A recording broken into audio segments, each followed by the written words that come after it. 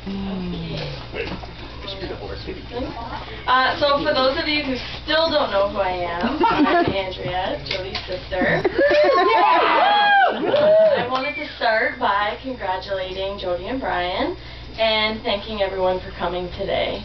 And Jody and I have had our share of good times and definitely our share of bad times. For anyone who doesn't know Jody and I as sisters, we are completely different people. Jody is a sweet, loving, sharing sister, and I'm the mean, cold-hearted one. Or so I feel. Growing up, I can't really recall a time that we actually got along for longer than 5 minutes. We have both slammed each other's fingers in the door, pulled each other's hair, and bit each other equal amounts of times. Okay, maybe I did it a few more times. I remember when Jody was old enough to babysit me alone after school and during the summer.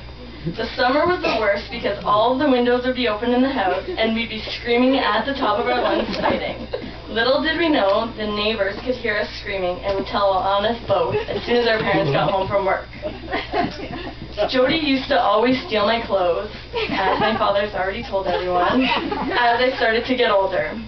I remember at one point it was so bad that I had to create a list of each piece of clothing that I had owned, and after I did my laundry, I'd go through the list and check off every piece of clothing that was clean.